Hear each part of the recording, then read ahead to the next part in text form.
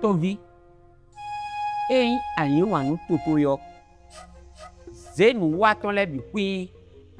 Yo yulodo to itoto. Maka fina badeo. Maka fin takeo. Yo wanu toto yo. Oui d'espoir. Et non, vous prenez temps. On a mon amedi. Et pour sortir un petit garo. Et donc, au dehors, au premier repas. Le but est Zemilia. Il y a l'état saint, beaucoup de bonheur sur toi. Nous tous les nions. Azay me lo toni pa kabowa. Quand l'argent public est volé, c'est tout un pays qui souffre. Un hôpital sans médicaments, une école sans bancs, des routes jamais terminées. Et pourtant, des milliards sont détournés chaque année. Aujourd'hui, place à l'action. Bonjour à toutes et à tous. Bienvenue dans votre émission Avoir illicite. L'argent du peuple doit revenir au peuple. Cette semaine, nous mettons la lumière sur un enjeu capital pour notre démocratie et notre développement. Le recouvrement et la gestion des avoirs illicites au Bénin. Vous avez certainement entendu parler de détournement de fonds, de biens mal acquis, de corruption. Mais que deviennent ces biens? Est-ce qu'ils reviennent réellement à l'État? Et surtout, que peut faire un citoyen ordinaire dans cette lutte? Nous allons répondre à ces questions à travers des interviews, des reportages et des témoignages. Restez avec nous, c'est parti.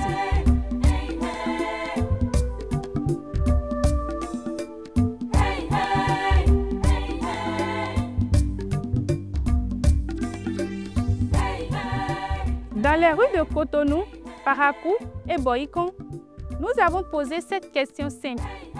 Savez-vous ce que sont les avoirs illicites? Lorsqu'on parle des avoirs illicites, c'est quelque chose que vous avez obtenu illégalement, clandestinement, quelque chose qui ne respecte pas la loi. Pour être plus simple.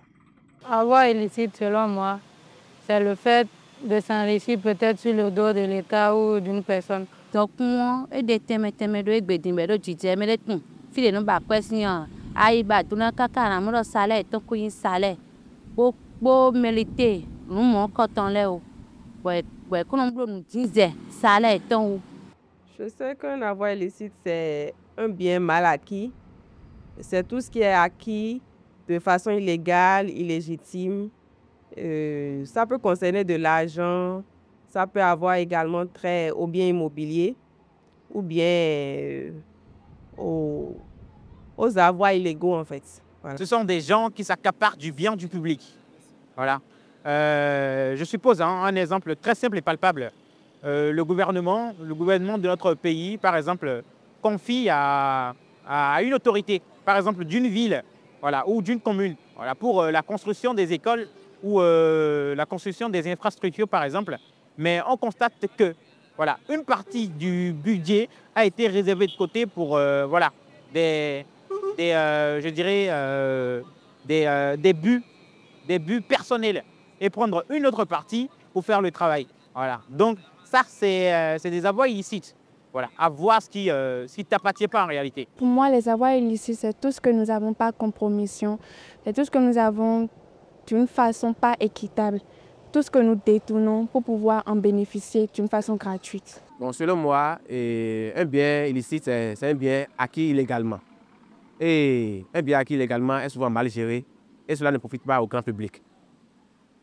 Par conséquent, beaucoup d'investisseurs, une fois qu'ils ont l'information qu'il y a des mal acquis, des biens mal acquis dans une nation, beaucoup ont peur d'investir dans le pays, beaucoup préfèrent aller investir ailleurs et cela constitue un frein pour le développement du pays en question. Bon, à ma connaissance, avoir illicite, c'est obtenir quelque chose de façon officieuse ou de façon non légale. C'est obtenir quelque chose peut-être sans permission. En d'autres termes, c'est ce que je peux dire. Ouais. Des réponses diverses, mais une même indignation. L'argent public ne doit pas finir dans les poches privées.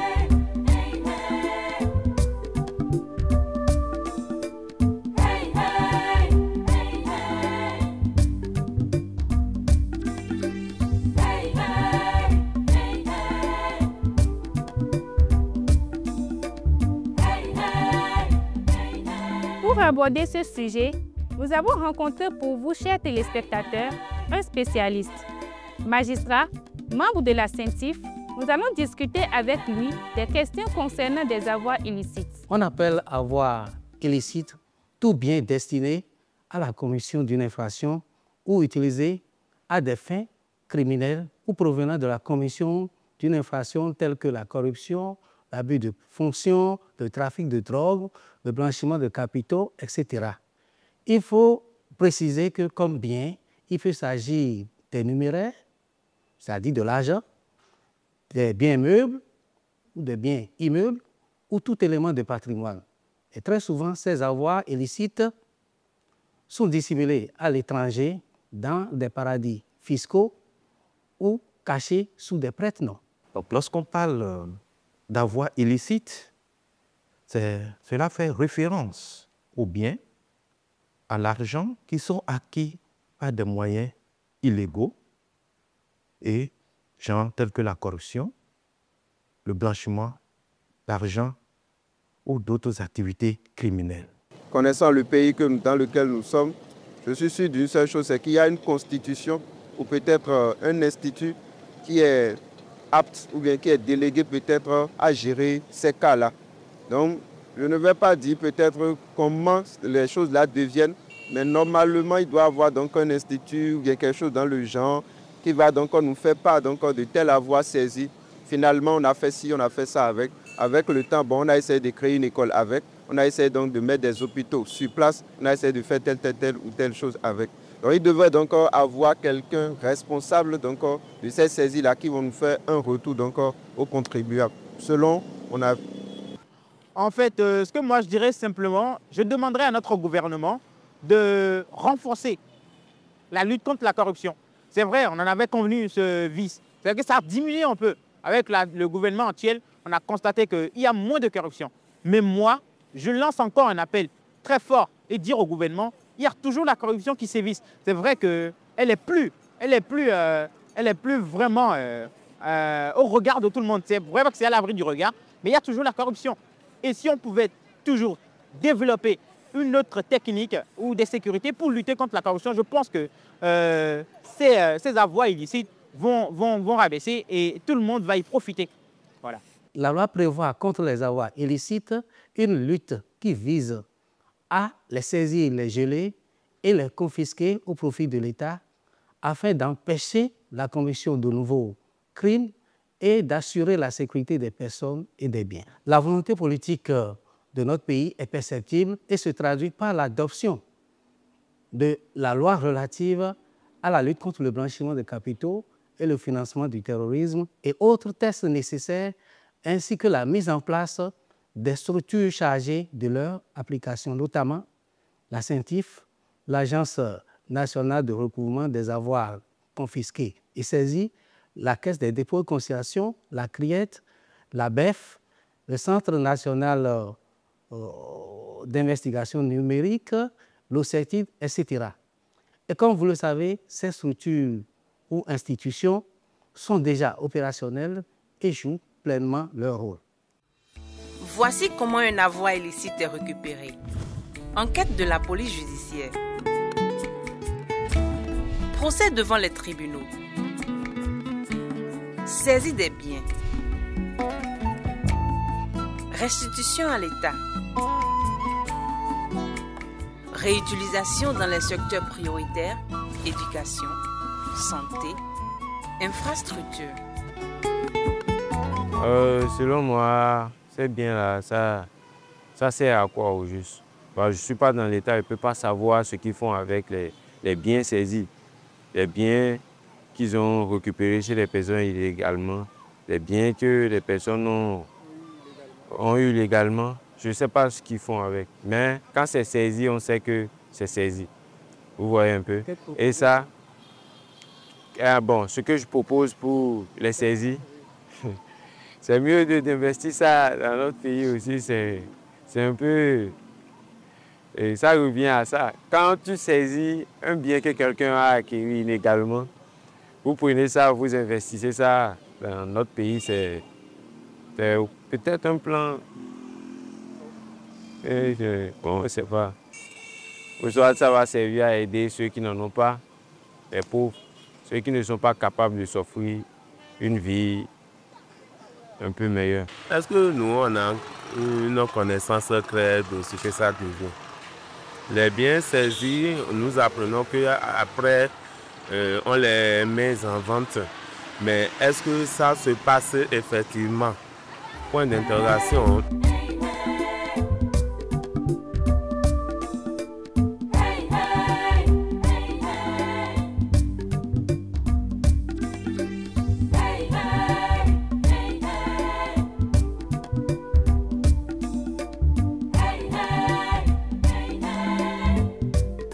Il faut dire qu'entre 2018 et juillet 2025, dans le cadre de la lutte contre la cybercriminalité, des procédures judiciaires initiées par l'Office central de répression de la cybercriminalité, actuellement en direction de la lutte contre la cybercriminalité, ont abouti à des condamnations définitives suivies de confiscation d'avoirs des cybercriminels ainsi que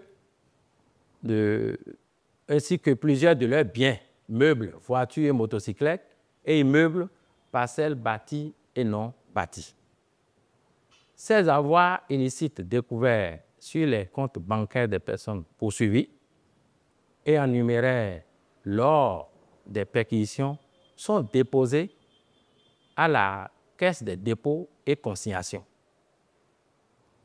Au cours de cette période, au total, près de 230 millions ont été saisis et des véhicules confisqués vendus aux enchères publiques à Cotonou pour un montant total de plus de 89 millions. Pendant cette même période, des parcelles des cybercriminels ont été confisquées au profit de l'État. Par ailleurs, il faut dire qu'entre 2021 et 2023, concernant le recouvrement d'avoirs illicites liés à la fraude fiscale, la Brigade économique et financière et la Cellule nationale de traitement des informations financières ont diligenté des procédures qui ont permis à l'administration fiscale de récupérer plus de 9 milliards de francs CFA au profit de l'État. La société civile est un acteur clé dans la lutte contre la corruption.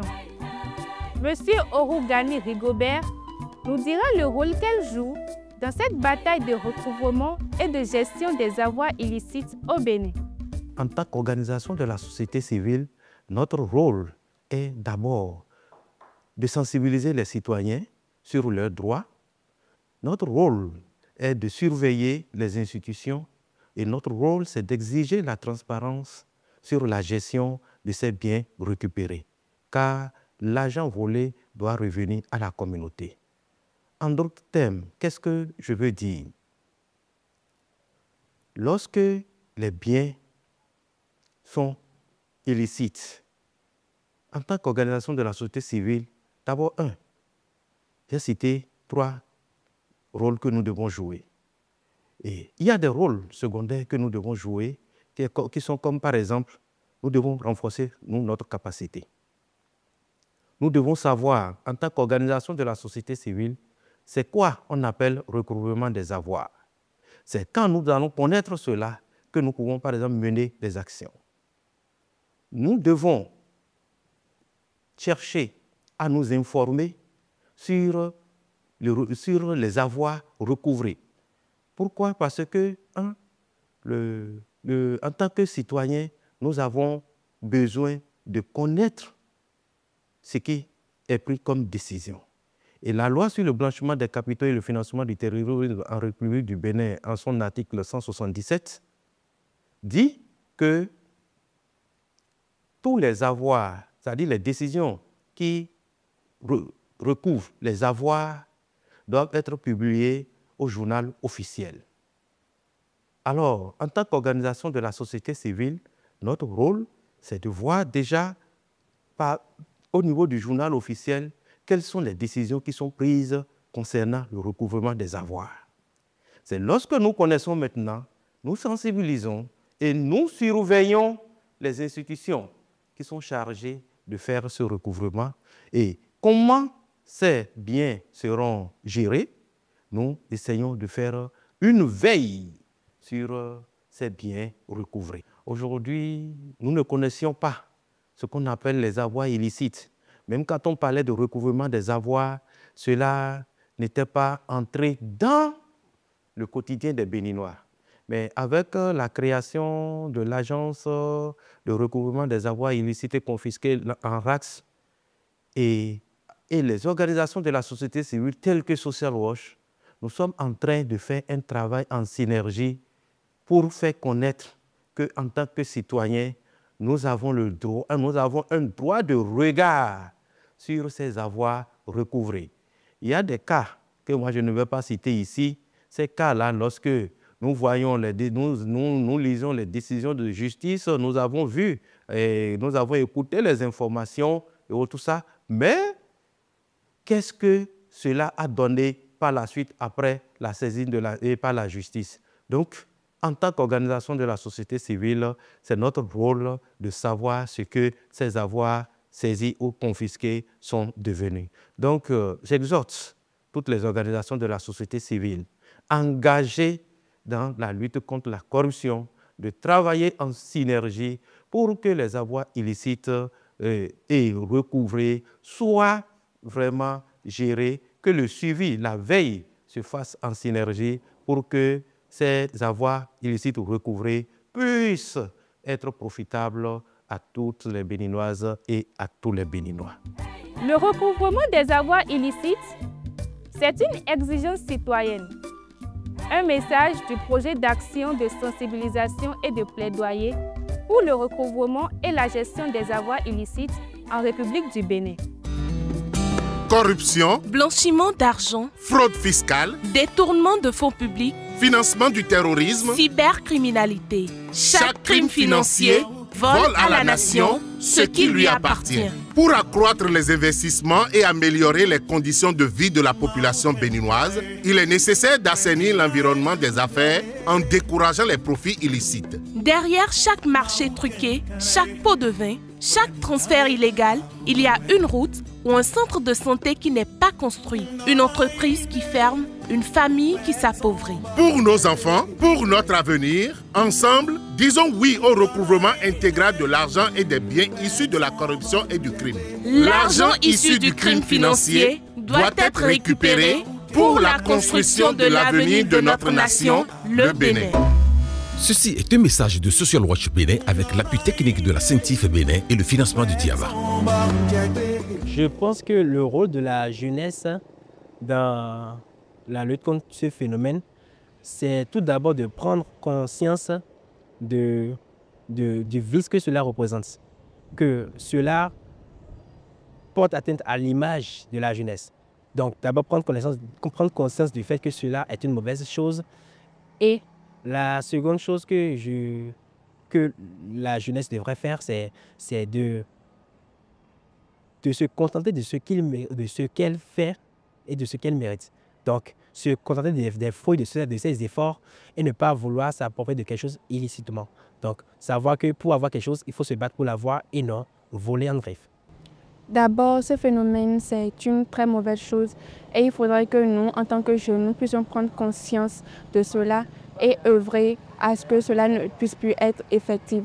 Et nous devons prendre également conscience que nous avons un défi à relever, que nous devons travailler dur pour ne pas pouvoir tomber dans ces choses parce que lorsque nous sommes paresseux, cela nous allons plus facilement tomber dans ce genre de choses, tomber dans les avoirs illicites. Mais lorsque nous travaillons dur, nous nous prenons au sérieux, nous allons plus voir le défi qui est devant nous et nous allons nous en sortir plus aisément.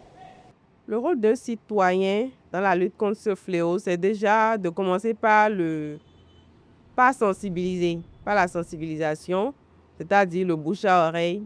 Moi, je pense que déjà avec ça, ça peut déjà aller. Maintenant, pour peut-être accentuer la chose et pouvoir vraiment lutter, ce sera peut-être que l'État s'implique plus en créant peut-être des structures qui vont passer de porte à porte pour sensibiliser la population contre ce fléau.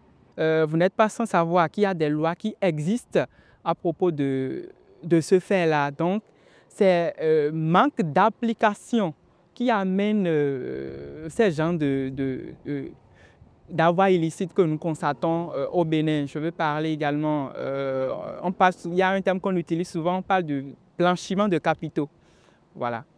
Pour éradiquer ce fléau, honnêtement, si on peut, dès le bas âge, nous devons apprendre à une bonne gestion des ressources de l'État. Pour réduire les effets de cette situation, nous allons recommander au gouvernement de plus sévir.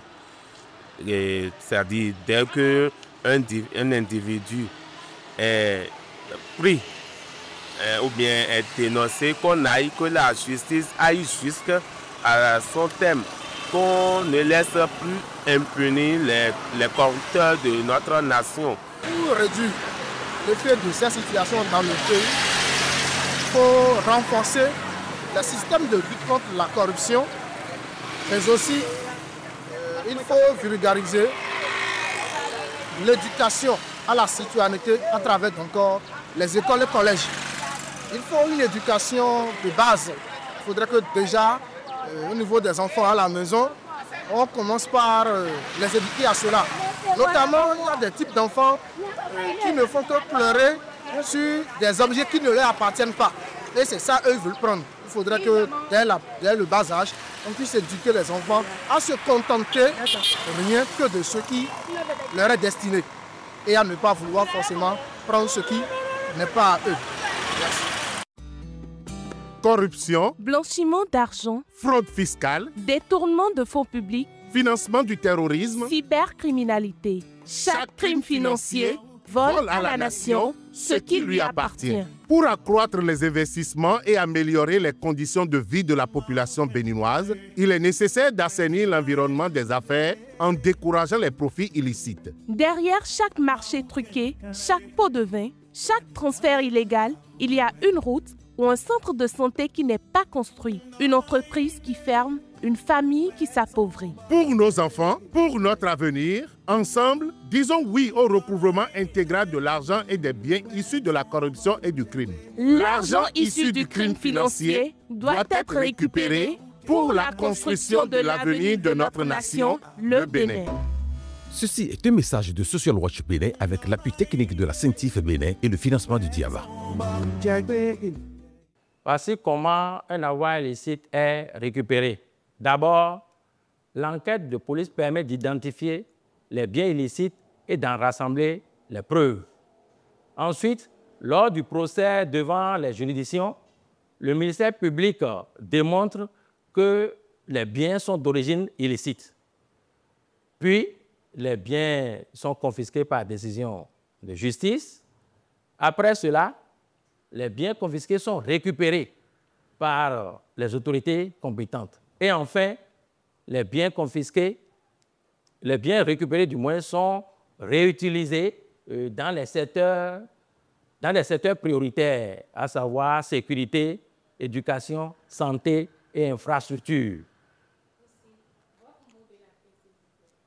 Oui, pour conclure cet entretien, je voudrais juste dire que le but n'est pas seulement d'envoyer le criminel en prison, c'est aussi de faire en sorte qu'il ne puisse pas profiter de sa fortune mal acquise.